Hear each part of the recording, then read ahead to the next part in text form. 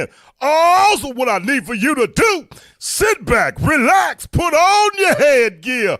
Oh, my worthless 2 cents is about to put something in your ear. Oh, and here we go, here we go, here we go. The boy is back, the boy is back, the boy is back. Man, I am. And I'm back for the second time in completely different places of life too, which I am excited to talk about. Hey, it is such an honor to have you. Hold on a second. Let me just this thing here. There's so much that's going on over here, Doc. I'll tell you. Boom, we're Look, gonna. it's kind of mean. It is like doing whatever. All right, you know what? Whatever. Look, whatever's working is working. Whatever ain't working. There it is. Boom, boom. Look. We look. We are here. And this was a show that was actually planned that we were supposed to be doing last week. Doc had agreed to come last week, and Doc called me, and I was almost in tears. I was like, "Well, girl, I'll go with you." I said, "Well, I'll come on. I just ain't go." And she said, "You know, the first part of mental health and self-health is helping self, right?" I was like, I don't need you to be trying to tell me about And when you're so functional, where you're so energetic, nobody wants to be told that they need to sit down. And that's where our defense mechanism comes up. Like, what do you mean sit down? I have so much to do. No, no. No, your body's telling you, I'm going to make you sit down. Hey, and you know what? It was so, and I'm gonna tell you something. I'm sorry. Before I go any further, look, Doc, introduce yourself, because you know we already family. We family. They don't know we family. Started. Look, cousin. So, hi, everyone, and thank you for having me on today. But my name is Denise Morales. I am a licensed professional counselor associate supervised by Dr. Delamora Cornelius. I'm also the founder of Be Nurtured Mental Health Services, servicing inside of Texas. But I am also the founder of Be Nurtured, which is our nonprofit side of mental health. And so making that accessible to our community members, workshops, pop ups, however, whichever way uniquely that we can reach the masses, and especially our community, because us people of color, we tend to stigmatize mental health. Oh, you sad? No, you just lazy. You just need to Mm, clean your room. Oh, is this? No, it's this. And so we tend to dismiss our mental health to the extremes. yes. And I just want you to find a bridge of connection that you don't have to go to counseling just because you're crazy. No, you can go to counseling and life transitions. You've been feeling sad for more than 2, 3, 4 days. Like now it's been persistently 2, 3 weeks. Yes. That is not okay. Your sleeping changes, eating habits have changed, attitude changes have come something that's out of the ordinary. Pay attention to those things. And so, thank you. Hey, and all that is so true.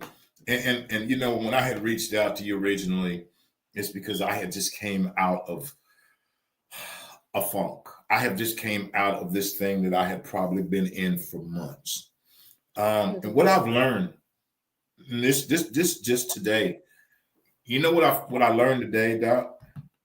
If I Tell me. hadn't have gone through that thing that I went through then and come out of that, this last the physical thing that I just went through, it probably would have broke me. Yeah. It probably would have if it had not been. And you know how things all work together, how it has how, these things that we think like, oh, nothing, oh, this over here, but we have to work through things in progression, Hmm. because if it had not been for that and dealing with those things and those moments of aloneness and those moments of not wanting to be around people and I was great out, could put on the thing and go out and could be there and support everybody else and go and fill everybody else's cup and go and be supportive to everybody else, but then came in and had the hardest time, my personal self, just me, of getting up and being and getting up and doing things or getting up. I would spend weekends when I didn't have my daughter. I wouldn't want to go nowhere. I didn't want to get up out of bed. I didn't want to. Lord, thank the Lord that the bathroom is connected to the bedroom. So, because if it was in the other room, I'm gonna just go on get me a pull up and put on and just hang out here for the weekend. But I went through that. And I know that some people may, and what you said, so many people have these things that they call it, oh, you just lazy, oh, you just this, oh, you just that. But it was tough. Yeah. And sometimes we fail to recognize some of the symptoms that happen there. Like right now, you mentioned some of the most common symptoms that are related to depression, self-isolation, some of that I don't want to go anywhere. So rejecting some of the socialness of family, friends. Sometimes I don't even want to answer phone calls. And so definitely whenever you're ready, I would love to go more into like, what are some of the symptoms that come up with depression?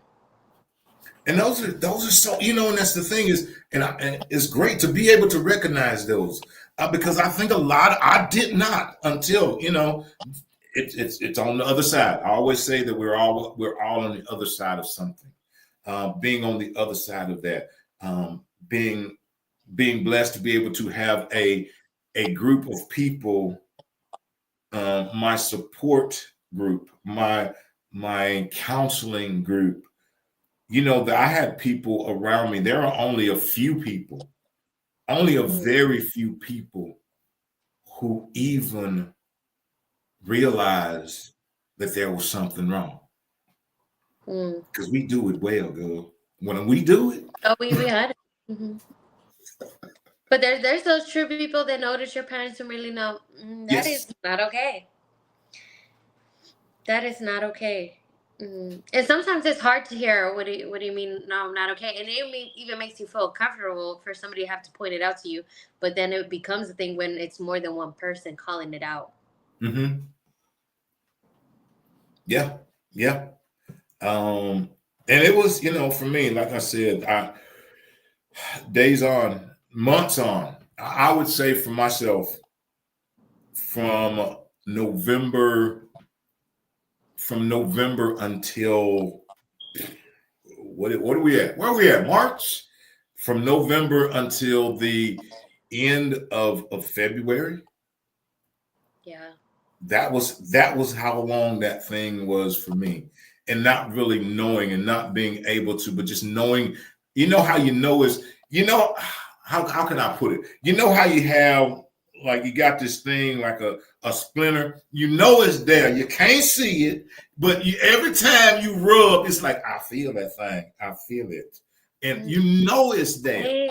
And you bring up such a great point. And that's something I tell my patients is that when it comes to mental health, it's a whole different ball game.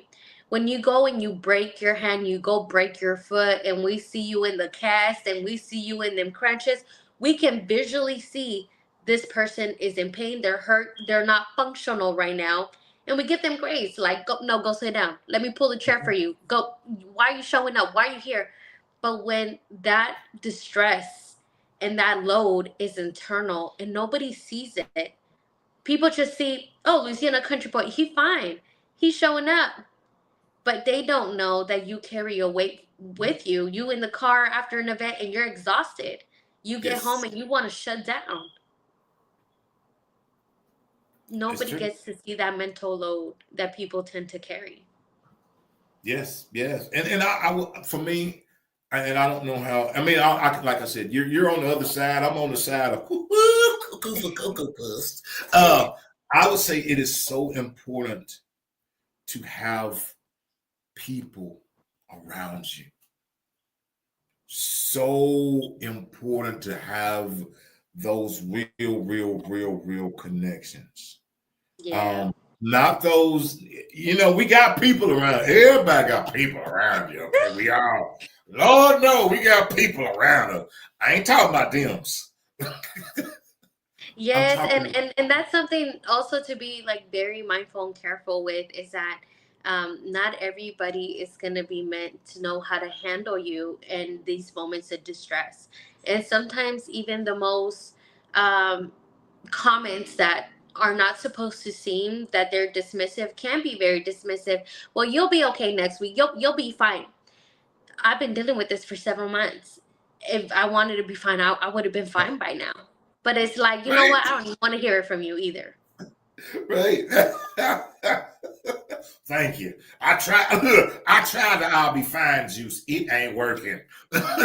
If only it were that simple.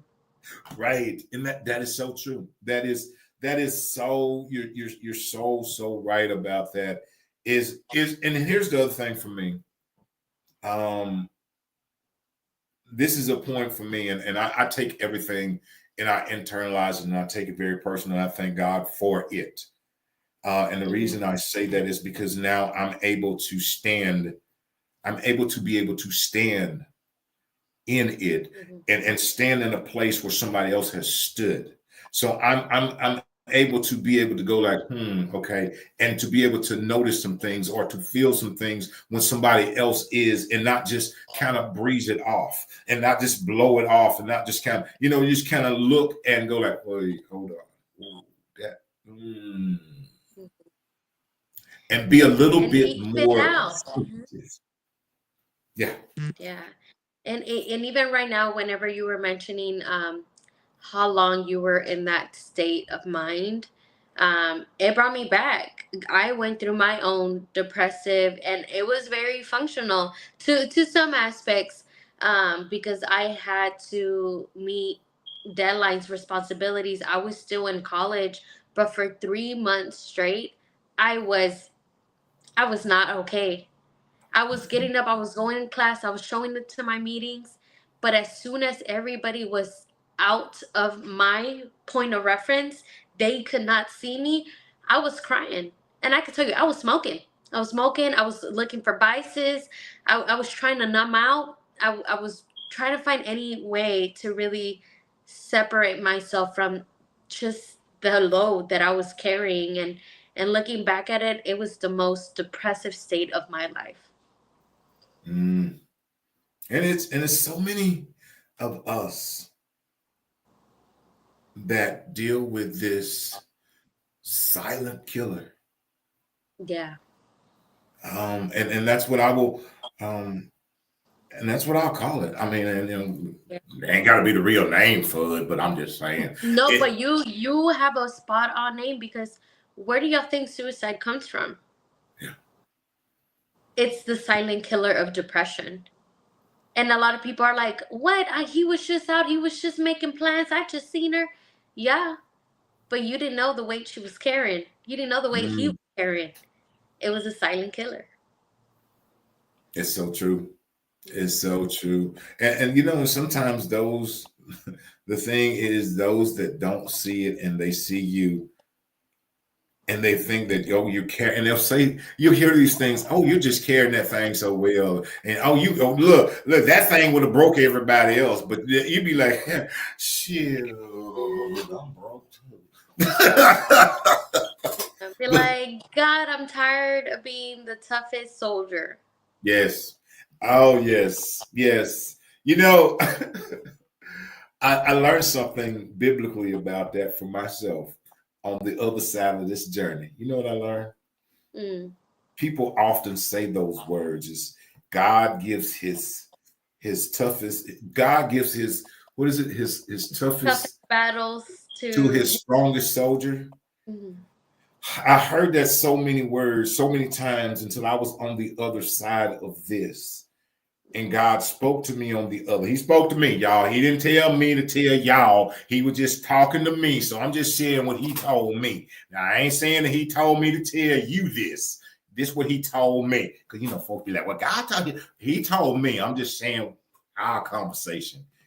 And he said, no, I don't give my toughest battle to my strongest soldiers. I give my toughest battles to my weakest soldiers, because when they are weak, then I can be strong. Yeah. When they are weak, then they can then say, you know what, I can't handle this. See, it doesn't take, that's the strength. The strength is saying I can't handle it, not trying to handle it. Yeah. It's being able to know when to submit and say it's too much. It's too much. Not steady going on when it's weighing you down. That doesn't prove that you're strong. Strong is saying, you know what, I can't do it. Mm-hmm. So he said to me, no, no, no, no. They've been saying it the whole time. I do not give my toughest battles to my strongest. I give it to my weakest, because my weakest know when to call on me. Mm-hmm. They know when to The seek strongest help. won't ever call because they're already equipped. Yeah.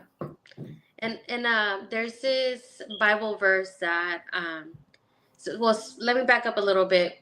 When we're faith believing individuals, and sometimes the narratives we're given within congregations and our churches, sometimes they tend to be very dismissive of mental health professionals, and I get that, but this is me telling you that there's a space for God in your therapy.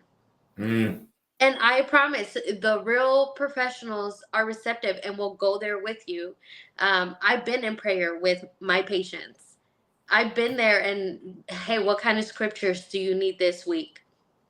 And so one of the most powerful scriptures that I've been giving lately is Ecclesiastes 3, where it tells you like there's a time to die, there's a time to be reborn, there's a time to mourn, there's a time to laugh, there's a time to dance, there's a time to plant. And it's just letting you know that there's going to be a time for everything in your life.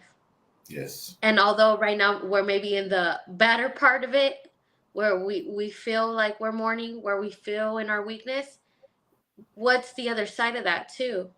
Is that God is telling us that there's a moment to rejoice. There's a Amen. moment of laughter. There's a moment of happiness. And it's just waiting for us. Yeah. That is so wonderful. And you're right. A lot of people think that you have to separate everything, and it can't be, and you can't. I can't go talk to Denise because because she because I feel I can't take my faith over there, because then it is surreal. All these things that people put us, or put all these, what is it that they put out there, all these roadblocks towards mental health, when there shouldn't be. Yeah, there shouldn't be. And a lot of it is coming from the power of our own tongues. Mm. And that's biblical right there. And so it's like, what are we saying about these narratives? What are we saying about these places? What are we saying about these people? And we tend to forget that we're all children of God. Yes. Mm-hmm. Yes. Yes. Yes. And we will all go through. And that's the other part, is what you just said. There's going to be a time for everything, which means is that today may be your day to suffer, but tomorrow could be mine. Mm-hmm. That's that thing about showing compassion. That's that thing about being a little bit kinder, not knowing what that person may be dealing with, not knowing that you could be the last conversation they have before stepping over the edge, Yeah. or stepping back from it. Yeah. And we guilt ourselves a lot because there's this worldview that says, well, good things happen to good people, bad things happen to bad people. But what happens when a bad thing happens to a good person? Right. Then we tend to be angry at the world, at God, at the powers that may be. Why me? Why me? But that universal belief is it's not a true belief. Challenges will come. Things will Mm-hmm. arise. And sometimes we're just not equipped in that moment to surpass some of those hardships, and sometimes help is needed, and that's okay. Yes. Yes. And that's it. And look, that's biblical too, because it's somewhere talk about seek wise counseling. Duh. Seek the wise counsel. You're right on the money. Somewhere it says that. Them words are there too. So yes, it is there. We have to, sometimes we want to just use those portions of things that fit us and in this little thing right here. But our mental health and is our mental health, our spiritual health, our physical health, our emotional health. And you're getting down to the nitty gritty. So the biopsychosocial model. If y'all look this up, biopsychosocial model, biological, psychological, social. Biological tends to tell us that this is like our genetic makeup, our hormones, our body construction, our nutrition, chronic diseases, drug usage, things that affect us in the biological state. And so here, some of the quick things that we can take care of is, have you gotten your yearly exam? Have you gotten your lab work? When was the last time you've been to a dentist? When is the last time you got your eyes checked? Well, how are you eating nutritionally? Things like that. And so then we go into our psychological bubble. This is our coping mechanisms. This is our moods. This is the way we show up, and maybe that depressive state, maybe that happy state. So our moods, regulation, all those things. And then our social bubble. I say this is how we interact with the world and how the world interacts with us. So this tends to be sometimes cultural values, our finances, our family, our friends, traditions, things like that. But when you think about it all together, if biologically, let's say Louisiana country boy is shown up sick, cannot present himself well psychologically, he's feeling irritated, or he can't really regulate himself in this moment. Socially, he's not going to show up the best. Right. And it's all interconnected. Sometimes we'll be like, nah, but I'm fine. You're not really fine. Right. That's true. It all works A little together. bit of psychoeducation in there. and you're right. It all works together. I mean, and and some of us don't want it or don't want to work on one, or we figure we got this worked out, but daily, I think it's a daily thing because it's refined daily, and there's things that we find out and it will go through and different areas that will be strengthened every single day. And like I said, if it had not been for me and personally feeling that if I hadn't have gone through and been able to make it to the other side of one, when I just had the physical aspect of it and being isolated physically, I probably would have crashed and burned. I probably would have, if I look, and then I was thinking like, well, what if this one would have happened before that one? Like, that's why I think everything happens in the time that it's supposed to happen for the reason, but we have to be open, aware, and honest enough with ourselves to be able to receive it and to be able to receive from others. Yeah. And sometimes that's the hardest. You said that earlier. Sometimes that's the hardest is being able to receive because everybody don't know how to put it lovingly. Sometimes country boy has a problem sometimes putting it lovingly. I mean, Hey, and sometimes you gotta recognize who you can and you cannot call. True.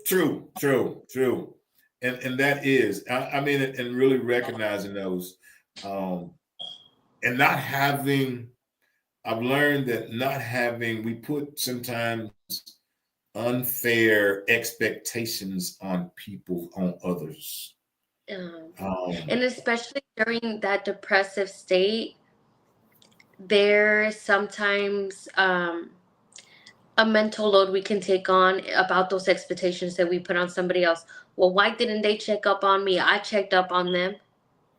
Or I told them how I was feeling, and and they just said okay, or they didn't really give me a hug, or they didn't really ask me much further, and then we're angry at them. Right. Yeah. Yeah. Oh yeah. Yeah. I've been on the receiving end a couple of those. Yeah. Yeah. It's real. Yeah, it's real. And I mean, I felt like that too. I'm just because you're a mental health therapist, it does not mean you get to have the saving grace away from these challenges. I face those challenges. And that's and what do you offer? I mean, how do you do it, Doc? Or what do you offer to clients? What do you? I mean, I ain't got nothing to offer y'all. I'm gonna tell you right now, y'all don't want to know what Country Boy got to offer you No, because you do. You do. Your personal testimony, you letting us know that this is what depression looks like and this is how it affected me. There's somebody out here listening to this today and seeing the connection and saying, why have I been in silence? Your voice amplifies. And although you were in that struggle, there's also beauty in that struggle. yeah, there's an other side, and I'm very grateful once more again because what you said is so real. No, I didn't have the thing that a lot of people deal with, and some of that go through this is the suicidal thoughts or some of the other things. And there are some people that don't make it out because the load and the things get really, really heavy. And that's the real side of it, being honest. And that's the other side that's really real.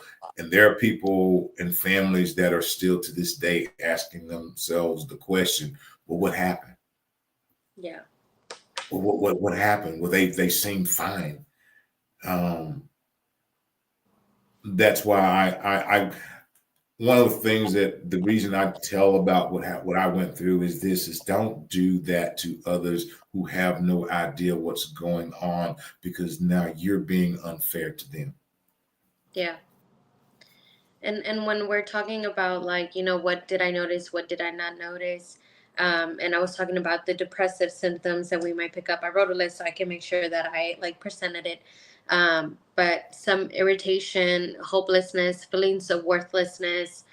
Sometimes it's suicide ideation. It doesn't have to be a plan, but something saying, man, I just wish I really wasn't here. Or you in the car and be like, what if somebody just really hit me? Like I don't have to do this anymore. um, your change of appetite, your change in concentration, sometimes lack of intimacy.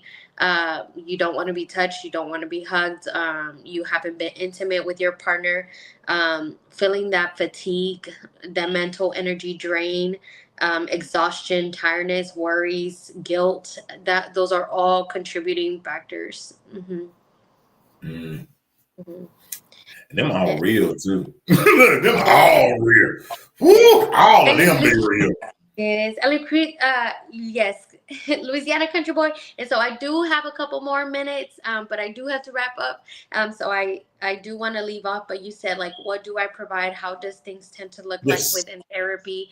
And so whenever you come into the therapy session, there is no one fits all. Everything's going to look different for every single one a person, but there is different therapeutic modalities.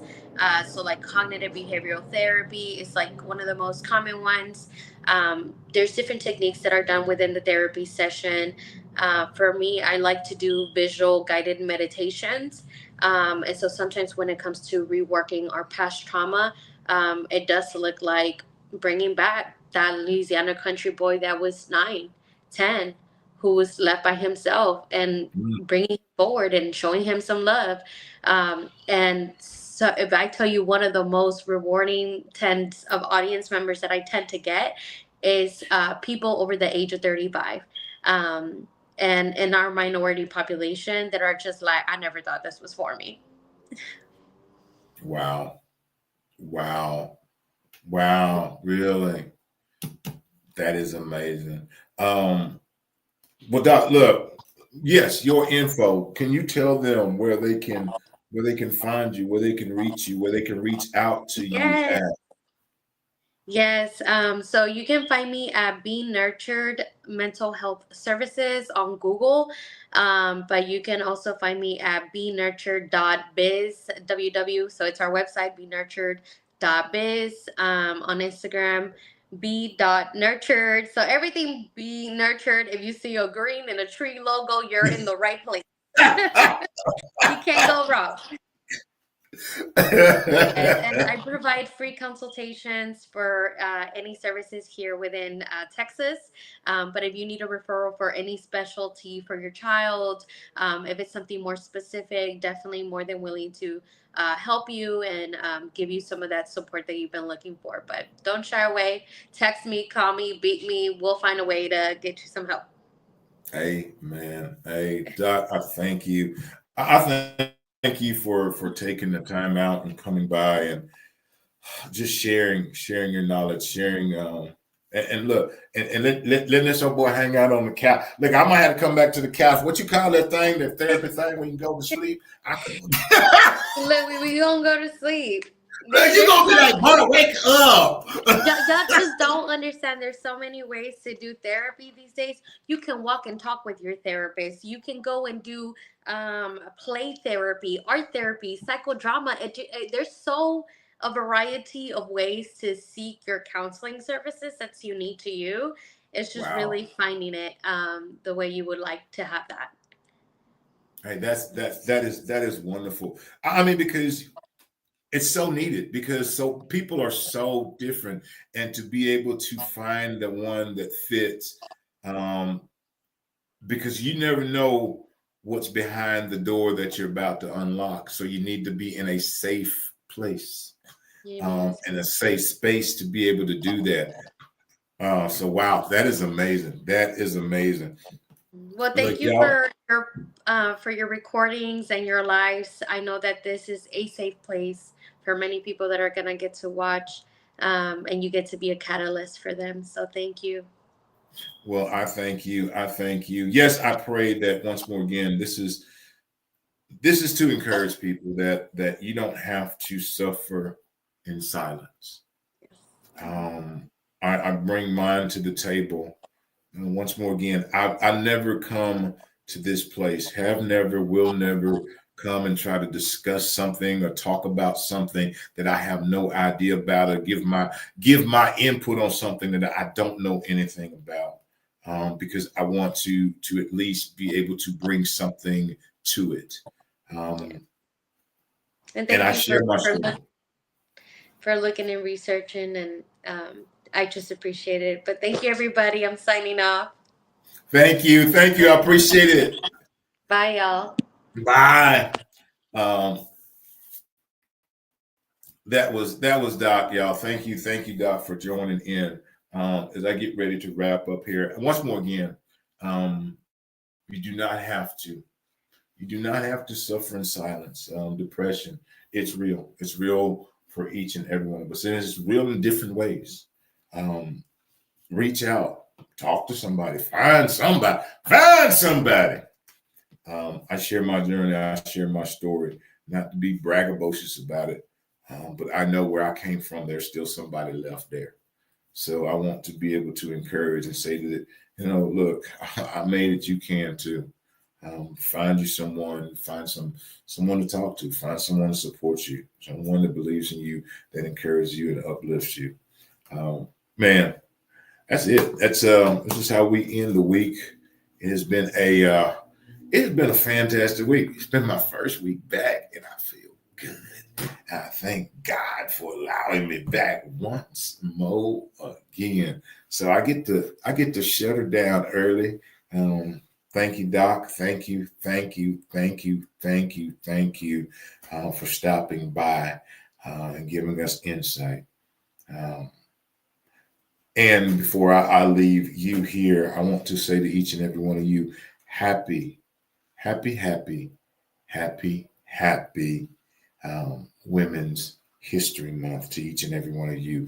Each woman that may be listening, that hears my voice, that may see this old country ugly face right here. I'm saying happy Women's History Month to you. I celebrate you. I celebrate you. I celebrate you. I celebrate you for who you are, for what you've done, for the legacy that you have created, and the one that you are leaving behind. If it had not been for you, then I would not be where I am, and so many others would not be where they are. So I celebrate you each, you women of greatness, you women of valor, you women of strength, of dignity, and of pride. I celebrate you. I celebrate you. I celebrate you. And I tip my hat to you. Happy Women's History Month. You deserve all the honor for who you are and for everything you have done. And I appreciate you. And I say that. That's my worthless 2 cents. There ain't nothing you can do about that. And lastly but not least, as I get ready to get up out of here, I say these words. I say these words and I say them with my block shirt on. Y'all see the block shirt on? I say these words and I say them like this. Understand this. God has given us 3 things: vision, purpose, and instruction. Vision, purpose, and instructions. Everybody's not going to like the vision that you have. Everybody is not going to believe in or want to support the purpose. Everybody is not going to like the vision that you have, and everybody is not going to like nor believe in your purpose. Now, it's not that they don't believe in the purpose, and it's not that they don't believe in the vision. They just don't believe that in it because it's yours. Ain't that something? They believe in the purpose. They believe in the vision, but they're not going to support it because it's you. But don't you quit. Don't you give up. Don't you dare give in. You keep on walking in it. You keep on doing the things you need to do. You keep on following yours. Yes, some people going to talk about you. Some people going to talk down on you. Some people going to say you're this. Some people going to say you're that. They're going to say a lot of things about you. But what you do is you keep on walking in your purpose. See, God gave that purpose to you. He gave you that vision. Everybody's not going to understand it. Nope. Keep on doing it. I don't care what the purpose is. It doesn't matter to me. I don't care if it's to be run a nail salon, a hair salon. I don't care if it's to be run a body shop. I don't care if it's to be a tugboat operator. I don't care what it is that God gave you to do. You do it to the best of your ability. Don't worry about what other folks say. If it's to be an author, keep writing, baby. If it's to be a singer, keep on singing. If it's to be a dancer, you keep dancing. Let them keep talking, but you keep doing. You keep doing. Just keep doing. Don't you quit. Don't you give up. Don't you give in. Man, let me tell you this. Here's why it is so important. Here's why it's so crucial for each and every one of us to walk in our purpose. See, because when we walk in our purpose, there's somebody that's waiting for us to walk in our purpose so that they can walk in theirs. Huh? There is someone. See, God created us to walk in our purpose. Then he created a purpose for somebody else. But unless we walk in ours, they can never walk in theirs. Nobody else can walk in your purpose for you. Nobody else can ever complete your vision for you. They can take it further, but they can't complete your vision, and they can't walk in your purpose. See, God may have had your purpose to walk 10 miles. Somebody else's may be to walk 12. Walk your 10. You don't have to worry about them walking their 12, walking their 8, walking their 7. Walk your 10. and you walk it to the best of your ability. And lastly but not least, when the good Lord woke you up this morning and you opened your eyes, you cleaned out your ears and you tried to hear, but the words of the country boy just did not come clear. And if you was rolling out there today, looking up, looking down, and if you was in Houston, it had sun all around. But you was looking at the sun and you didn't hear the words. Well, here it is, 9:01 Houston time. On behalf of myself, your boy, the Louisiana country boy. On behalf of my worthless 2 cents, media and promotions. On behalf of the block 105, I want to say that I love you. I love you. I say it with my chest stuck out. I love you. I love you, each and every one of you. I love you unconditionally. Unconditional means it don't mean what you do or don't do. Unconditional means it don't mean what you say or don't say. Unconditional means it don't matter about nothing. I'm still gonna love you and you can't change. I love you unconditionally. And there ain't nothing, absolutely positively nothing that you can do about it. Y'all have a fantastic weekend. Thank you. Happy once more again. Happy Women's History Month. Love y'all for who you are, what you've done, and what you're doing. Love you. I'm out of here. Oh, country boy is gone for the